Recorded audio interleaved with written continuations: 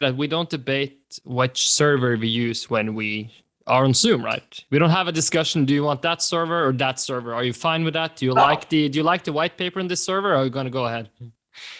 I completely.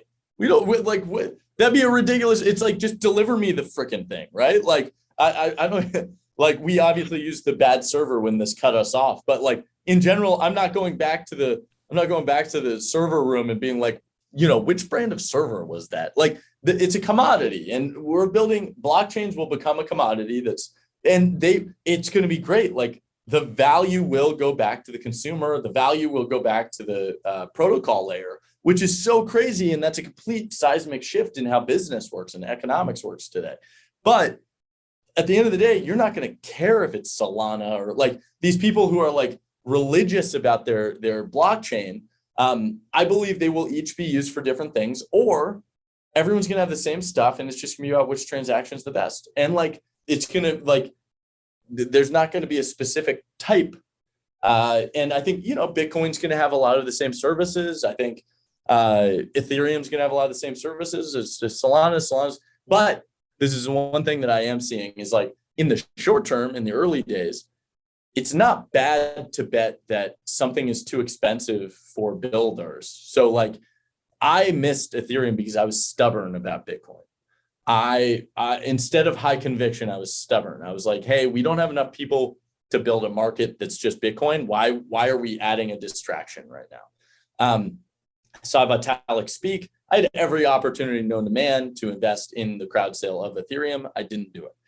I do own Ethereum today, and I did do it pretty early, but like I had every opportunity to be like, hey, this is going to be a seismic shift because Bitcoin is expensive. It is expensive to innovate. Now, Ethereum became high transaction costs, and everyone was religious about Ethereum, which now I have a bunch of college kids pitching me on Solana because they can experiment for cheap on Solana.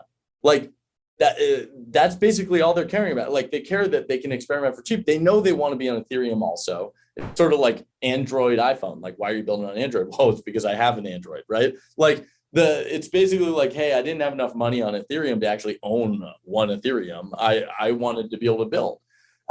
So there is value in these blockchains developing and evolving. And I don't discredit that. And I wish I had been a part of seeding Ethereum and Solana, and I wasn't. But don't you think I'm trying a very 2022 relevant analogy? Because if we remember the quote, and I'm giving Pump the honor for the virus is spreading, if that's crypto. So what did we learn about virus? If you have COVID, it evolves, and because it has to transmit and also to reach more people faster. So if you have that analogy, maybe you can say that COVID is the Bitcoin, and then Omicron is maybe Solana. I don't know. I'm just riffing here, Adam, but it's a virus and it's spreading. So giving biology, it needs to become sort of weaker in order to transmit faster. Well, in order to be mass market, it's right. Someone said it really well. They said the effectiveness of a virus is the fact that it won't kill its host. Like that, it's because if it kills you, it won't be around for long, right? Like if it kills everyone, it won't be around for long. And the virus doesn't want that. The virus wants to be around as long as possible. And so I think you're right in the fact that like I think the evolution ends up being, hey, it become more contagious but become weaker is essentially what ended up happening, right? And I think it's a good way of looking at it. And also, to talk about COVID a little bit, it drew a lot of lines that crypto ends up having to draw, where you get to fight and debate these topics, right? You debate where your line is, where finance meets crypto, where like what is the actual problem being solved? Mass, no mass, like what? Like there's all these like social pieces that are being chopped up and divided, and then you battle over them and you figure out which pod you're sort of self-selecting into.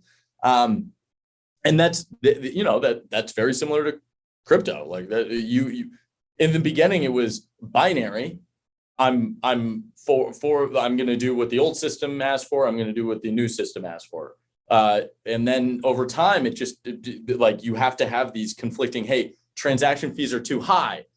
We need something that allows for, we need a new blockchain that's going to allow for like transactions to be too high. Like we need a vaccine. We need multiple vaccines. We need like, I think you're right that there is an interesting analogy to make on the social developments, not on the actual things, but on the social, how humans reacted in both capacities.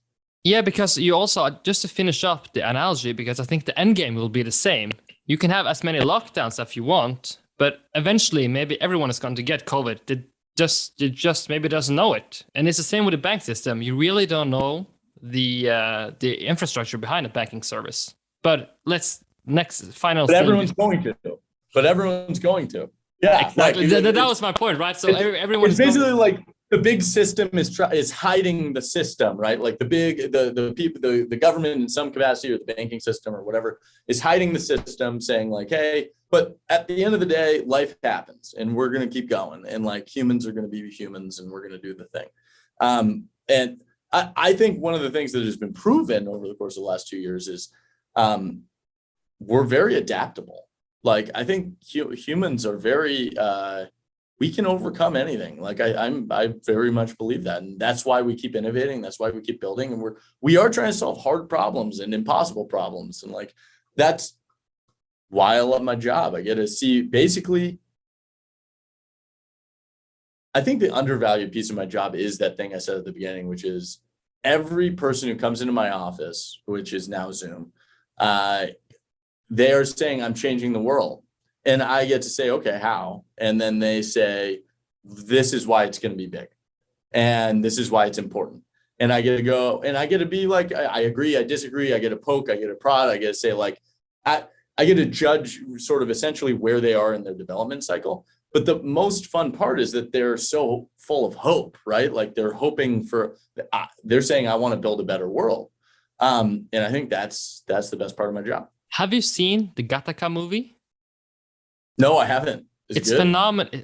Jesus, it's phenomenal. It's amazing that yeah, I'm assuming you're younger than I am, and that you've seen Gattaca and I have not, because Gattaca is like an old sci-fi movie. Okay, I'm not going to spoil it because it basically is a movie about the exact point you're making, that you're the lucky guy because you get to participate in others people's dreams. So you're just like you're helping them pursue their dream, and that's the movie Gattaca, right? So. Oh, okay. Well, I better go see Gattaca.